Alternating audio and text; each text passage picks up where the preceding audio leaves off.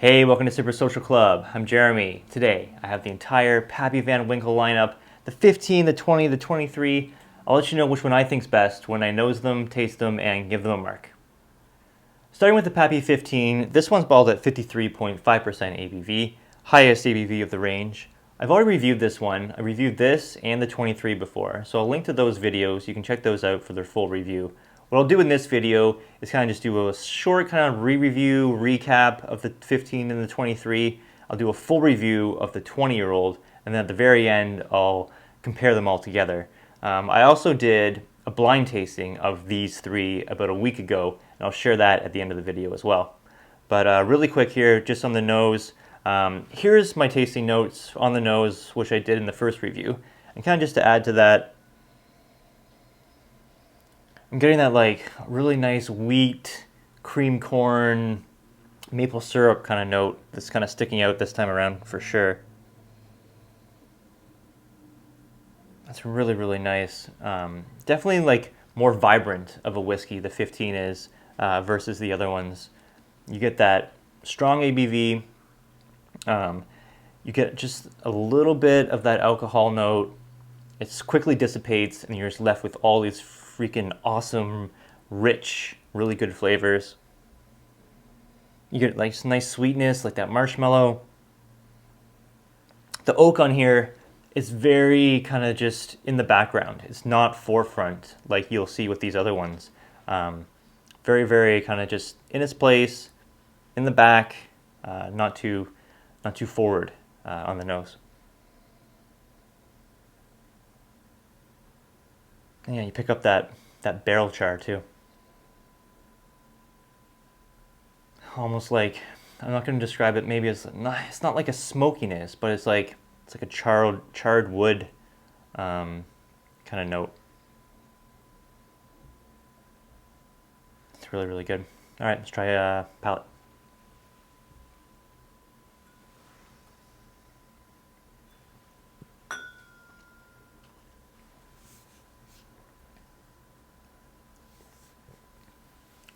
So big arrival, big kick. Definitely, you can tell this one has the highest ABV of the range. It definitely stands out, kind of like attacks your palate a bit more than the other ones do, but in a really, really good way. Nuttiness, you get a little bit like that hazelnut, chestnut, walnut kind of combo. That kind of runs through these whiskeys. You get a little bit of nuttiness in all of them. This one definitely sticks out a lot on the finish as well. And again, that oak, very kind of incorporated well with this one. It doesn't stand out. You just get a little bit, and then it's kind of gone. Finish, long finish, and then everything's kind of just like nice harmony. Everything's really nice, really, really well put together in this one for sure. Score-wise, I gave this one a 90.5 out of 100. I'm going to keep that score. Super, super awesome whiskey. Let's go to the 20-year-old. This one's bottled at 45.2% ABV, and that's the lowest of the range on the nose. So right away, you get those like typical bourbon, vanilla, caramel kind of notes, but again, with these Pappies, they're all cranked up to like 11. They're just rich, dark, really, really good. And you get these like really good cherry note in here, almost like a cocktail cherry. Not like the maraschino kind of cherries, but these are like the really good, high quality, like the darker ones. You get that in here. It's really, really nice. You get this like kind of like zesty oakiness to it. That kind of just like hits you with like a little like prick of like oak. Kind of get that sharp kind of zestiness to it. Again, the oak in this one, like in the 15, very well integrated. Definitely a little bit more in here, but it still kind of fits in with all the other flavors really well. You get like a sweet kind of almondy note. You get like a really, really nice like raspberry jam. It's awesome. You get like almost like a cough syrup. I don't know if you were a kid, but sometimes you'd have like cough syrup you liked, cough syrup you didn't like. This reminds me of cough syrup I did like. Really, really nice. And you get this like almost like this funkiness to it. Now, I've heard people talk about like Pappy funkiness before. I'm not sure if it's coming from the cask, the wheat in the mash bill, even like the yeast strain. I don't know where this is coming from, but I do pick it up. It is almost like a funkiness, kind of like a funkiness. I don't want to say it's like a Springbank funkiness because that's like a little bit different, but it is that same kind of like general category. It's a little funk in it. Man, but really, really good. That is an amazing nose. All right, let's try palate.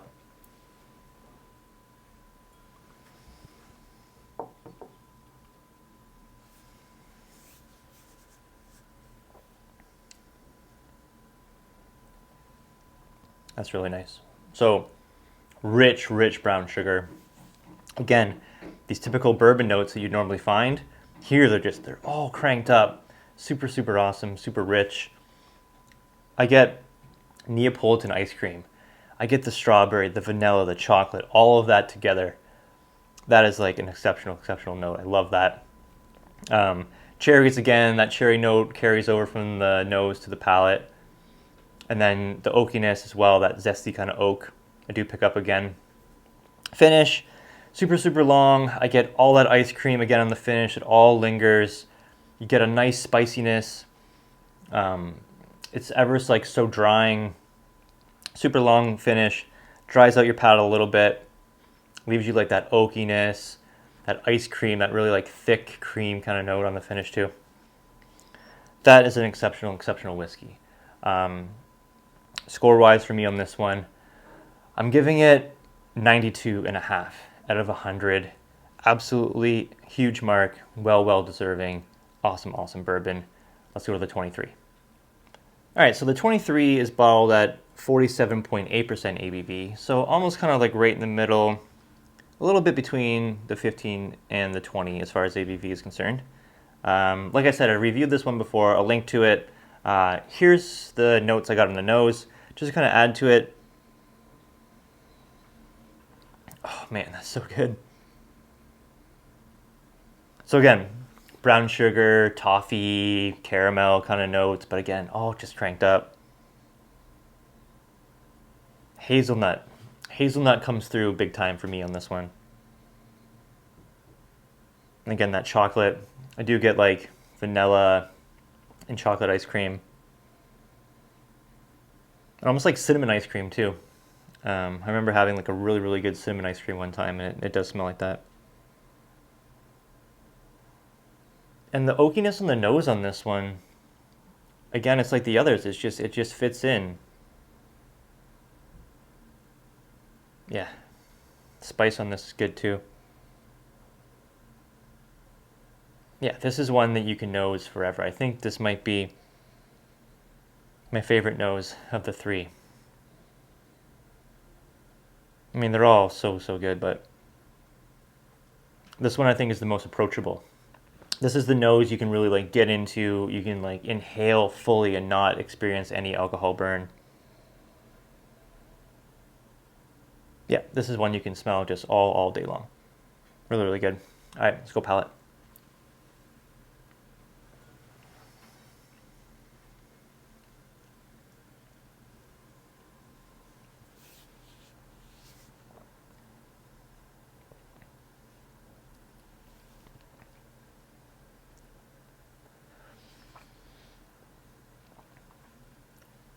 Everything just like really, really well balanced in this one.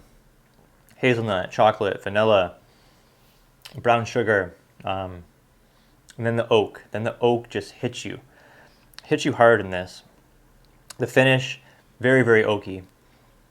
Definitely the balance of the whiskey up until the very, very end of the finish is all very, very good. And then the oak just gets leveled up very, very high.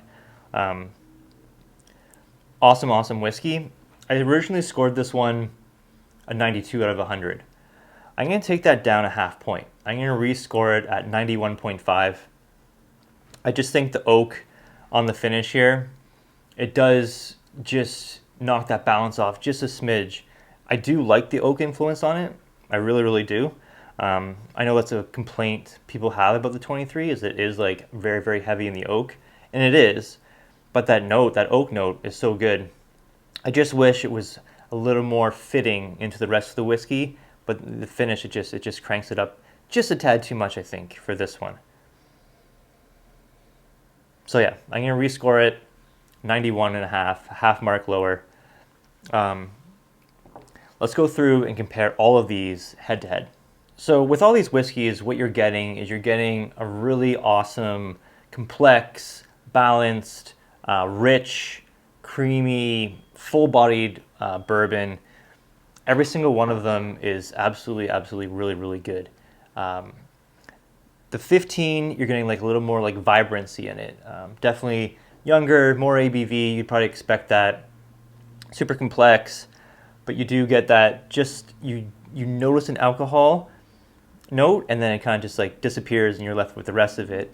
No alcohol notes in the other two, but definitely like a more like vibrant, in your face, a little more bold, a little more sharp, but all in like all good things if you like that kind of whiskey. The 23-year-old, more refined, really, really rich flavors. Everything kind of fits perfectly, and then you hit that finish, and then the oak, it just cranks up a lot of like really, really, really high. But I like the oak note. So again, it's kind of like, I know it's a complaint that people have of the 23 is like it's very, very heavily oaked, and it is. I personally like it. I just think that it's just a little bit too much, and it just throws off the balance just a little bit on the finish. And then the 20-year-old is just, it takes the best of both the 15 and the 23 and just combines it into just this perfect whiskey. It's just almost magical. So there are the scores. Value-wise, I'm not going to add or subtract value to these. The 23 I traded for. The other two I won in raffles, so I'm not going to add or subtract value just because the prices on these are just crazy. The prices on the secondary market for these, the 15 goes for around $900 to $1,100. The 23 goes for, I think, around $1,400 to $1,500. Sorry, the 20 goes for $1,400 to $1,500. The 23 goes for about $1,900 to $2,200, give or take. Now, these are all prices that I see them go for in the secondary, like on a daily basis. I know a lot of times retail stores will throw a stupid number on a bottle like this, like $2,500, $3,000, $4,000, something like that. UK prices super higher than that as well. But all those prices I just quoted you, those are what I see them go for on a daily basis as of the time of recording this video for these bottles.